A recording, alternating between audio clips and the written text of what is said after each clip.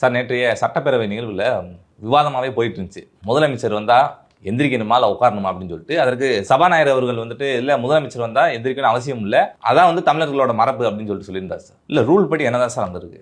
சட்டப்பேரவை விதிகளின்படி சட்டப்பேரவையின் தலைவர் சபாநாயகர். கோர்ட்டு மாதிரின்னு வச்சுக்கோங்க. இப்போ கோர்ட்டு போய் நின்று இருக்கே அப்படின்னு சவுண்ட் வருமா? வந்தோடனே எல்லாரும் எந்திரிச்சு நிற்கிறாங்களா? அதுபோல் அந்த அவையோட தலைவர் சபாநாயகர். அவர் வரும்போது அனைவரும் எழுந்து நிற்க வேண்டும், அவர் செல்லும் போதும் எல்லோரும் எழுந்து நிற்க வேண்டும். முதலமைச்சர் வரும்போது எழுந்து நிற்க வேண்டும் என்று விதிகள் ஏதும் இல்லை. ஆனால் முதலமைச்சர் என்பவர் இந்த மாநிலத்தின் தலைவர், சபாநாயகர் சபைக்கு தலைவர், முதலமைச்சர் இந்த மாநிலத்தின் தலைவர். அந்த அடிப்படையில் அவர் வரும்போது எழுந்து நிற்கிறோம். ஸ்டாலின் வரும்போது எல்லாரும் எந்திரிச்சு நின்னாங்கல்ல, எடப்பாடி உட்பட எந்திரிச்சு நின்னாரா இல்லையா? அந்த பதவிக்கு ஒரு மரியாதை கொடுத்தார். இப்பயும் கூட எடப்பாடி பழனிசாமி அவர்கள் விஜய் வரப்ப எந்திரிச்சு வணக்கம் வச்சிருக்கிறாரு. அவர் வயசு என்ன? அவரிடம் பண்பு இருக்கிறது. இந்த திமுக லகுட பாண்டிகளிடம் பண்பு இல்லை என்பதைத்தான் இது உணர்த்துகிறது. இது ஒரு விவாதமா? இந்த விவாதம் எதற்காக தொடங்கியது என்றால், இந்த வனத்துறை அமைச்சர் என்று நினைக்கிறேன் கருணாநிதி என்று ஒரு வார்த்தையை சொல்லிவிட்டார். அது எப்படி நீ கருணாநிதின்னு சொல்லலாம்? கலைஞர் என்று சொல்ல வேண்டும்.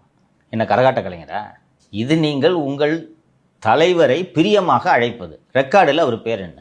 முன்னாள் முதல்வர் திரு கருணாநிதின்னு சொன்னால் முடிஞ்சு போச்சு. ஏன் கருணாநிதின்னு பேர் சொல்லக்கூடாதா? அதிமுகவினர் பிரியத்தோடு செல்வி ஜெயலலிதா அவர்களை அம்மா என்று தான் அழைக்கிறார்கள். அதிமுக ஒருத்த வாயில கூட ஜெயலலிதா பேரே வராது. நீங்கள் நல்லா கவனிச்சு பாருங்க. புரட்டி போட்டு அடித்தாலும் அம்மா தான் கத்துவாங்க. நம்மளும் அப்படிதான் சார் கத்துவோம். இவங்க கத்துறது வேற அம்மா, பெரியம்மா. நீங்கள் சட்டப்பேரவையில் பேசும்போது அம்மானா சொன்னீங்க, அம்மாவின் ஆட்சியில்னு சொன்னீங்களா? செல்வி ஜெயலலிதான பேர் சொன்னீங்களா இல்லையா? அப்போ திரு கருணாநிதியின் பேர் சொன்ன என்ன? ரெக்கார்டில் ஒரு பேர் என்ன? இல்லை அசல் பேரை சொல்ல வேண்டுமா? தட்சிணாமூர்த்தி. அப்படியா? தட்சிணாமூர்த்தியா சார்? ஆமா, அப்பா அம்மா வைத்த பெயர் தட்சிணாமூர்த்தி, வடமொழி சொல் என்பதால் அவர் கருணாநிதி. நான் மந்திர உதரப்பெல்லாம் கேள்விப்பட்டிருக்கேன். தட்சிணாமூர்த்தி வாழ்க ஓம் ஓம், அதுதான் கடவுள் பேர். அதனால் தட்சிணாமூர்த்தி என்ற தனது இயற்பெயரை கருணாநிதி என்று மாற்றிக்கொண்டார். ஸோ இந்த விவாதமே அவசியம் இல்லாதது. நீ கூப்பிடியா கலைஞர்னு? அவங்க ஏன் கூப்பிடணும்? அதற்கு முதல்வர் விஜய் எழுந்து அவருக்காக நான் சாரி கேட்டுக்கிறேன்னு சொன்னார். இது விஜயின் பண்பை காட்டுகிறது. இது மாதிரி ஒன்றும் இல்லாத விஷயத்துக்கு வெட்டியாக பஞ்சாயத்து எழுதுகிறது உங்களின் பண்பை காட்டுகிறது. அவர் விஜய் எந்திரிச்சு அப்பாலஜைஸ் பண்ணியிருக்க வேண்டிய தேவையே இல்லை. இது ஒரு விவாதம் ஆகட்டும், கத்துங்க. இவங்களும் 100 பேரை வச்சுருக்காங்க. நீ நானா சவுண்டு விட்டு பார்த்துக்கலாம் என்று அவை அப்படியே போயிருந்திருக்கலாம். எடுத்து பட்டுன்னு முடிச்சிட்டாரு. இதை பேசிட்டு டைம் வேஸ்ட் பண்ணாதீங்க, சாரிங்க விடுங்க, அடுத்தது போங்க. அப்போது அமைச்சர் ரமேஷ் எழுந்து சொல்லுகிறார், நீங்கள் எந்திரிச்சு நிற்கிறீங்களா என்று சொன்னதும் இது ஒரு விவாதம். இன்னைக்கு அறநிலையத்துறை அமைச்சர் திரு ரமேஷ் அவர்கள் வந்து அழுகிற மாதிரி ஒரு வீடியோ பார்த்தேன். எதுக்குன்னா, திரு உதயநிதி அவர்கள் முதலமைச்சர் விஜய் வரும்போது எந்திரிச்சு நிக்கல அப்படின்னு சொல்லிட்டு இப்பதான் புரியுது. அவர் தான் அந்த கான்வர்சேஷனை ஸ்டார்ட் பண்ணியிருக்காரு.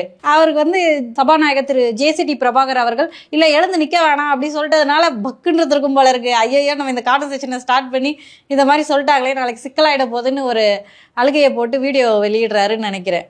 அவையின் எந்த மரபுகளையும் இவர்கள் பின்பற்றுவதில்லை. அவைக்குள்ள யாருமே செல்போன் பயன்படுத்தக்கூடாது என்பது அவையின் விதி. இதை சட்டத்தை காட்டுறீங்க நீங்கள்.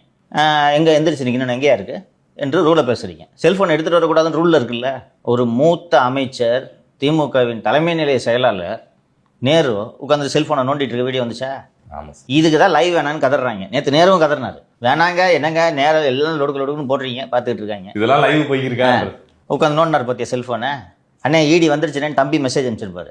அதுக்கு தான் செல்ஃபோன் வச்சு அவசரமாக பார்த்துட்டு இருக்காரு. ஒரு 27 ஒரு 28 வயசு மேரேஜ் ஆகும் கூட ஆளு கூட உட்காந்து இருந்தா கூட ஏதோ சரி லவர் கூட சேட் பண்றாரு கூட எடுத்துக்கலாம். அதை விட முக்கியம்ப்பா, ஜெயிலுக்கு போகாம இல்லையான்றதை பாக்குறாரு. அவர் பிரச்சனை அவருக்கு தான் தெரியும், உனக்குன்னா தெரியும். ஸோ இப்படி அவையில் பெரும்பாலான விவாதங்கள் வெட்டி விவாதங்களாக போய் கொண்டிருக்கிறது என்பதைத்தான் பார்க்க முடிகிறது. இல்லை சார், இதே போன்று இது முதல் தடவை இல்லை. முதல்ல விஜய் அவர்கள் கருணாநிதி அப்படின்னு சொல்லிட்டு மன்னிப்பு கேட்கறது இதுக்கு முன்னாடி ஒரு தடவை அப்படி சொல்லியிருந்தாரு. இது சரியா சார்? தொடர்ந்து இப்படி அவர் மன்னிப்பு கேட்கறது அது அவருடைய பண்பை காட்டுகிறது. இன்னொன்று, விஜய் அவர்கள் மன்னிப்பு கேட்டுக்கிட்டு இல்லைங்க கலைஞர்னு சொல்வதனால் அவர் உயர்ந்து விட போவதில்லை. ஓகேவா? மரியாதையை மக்கள் மனதிலிருந்து தர வேண்டும், கேட்டு பெறக்கூடாது. இதுவே அவமானம். நான் சொன்ன மாதிரி கலைஞர் என்ன கரெக்டாக கலைஞரா? பேர் என்னவோ அதை கூப்பிடுங்க, திருன்னு சொல்லி மரியாதை கூப்பிட்டா முடிஞ்சு போச்சு. பேரே சொல்லக்கூடாதுன்னா அப்போ இவங்க ஏடிமிக்காரங்களாம் பதிலுக்கு ஜெயலலிதான்ட்டு சொல்லாதீர்கள், அம்மா என்று அழைங்கள்னு சொன்னால் இதெல்லாம் ஒரு விவாதமா? முதலில் கலைஞரை போல் நடந்து கொள்ள கற்றுக்கொள்ளுங்கள், பண்பை கற்றுக்கொள்ளுங்கள். பண்பை பற்றியும் கலாச்சாரத்தை பற்றியும் இவர்கள் பேசுகிறார்கள், பாடம் கற்றுக் கொடுக்கிறார்கள். முரசொலி நாளேடு தொடங்கி 102 ஆண்டுகள் ஆகிவிட்டன. திராவிட முன்னேற்ற கழகத்தின் வளர்ச்சியில் முரசொலி ஒரு முக்கிய பங்கு வகித்திருக்கிறது. அந்த முரசொலியில் இன்று ஒரு தலையங்கம், முரசொலியின் தலையங்கம் மிக மிக முக்கியமாக பார்க்கப்படும். சண்முகநாதன், கனிமொழி, ஓய்வு பெற்ற ஐஏஎஸ் அதிகாரி ராஜமாணிக்கம், இன்னும் ஒரு சிலர், முரசொலி செல்வம், இத்தனை பேரும் தலையங்கத்தை பார்த்து படித்து திருத்தி வந்த பிறகு கலைஞர் அதில் 5 தவறுகளை கண்டுபிடிப்பார் தமிழில். அந்த அளவுக்கு இந்த முரசொலியின் தலையங்கங்களுக்கு கருணாநிதி முக்கியத்துவம் கொடுத்தார்.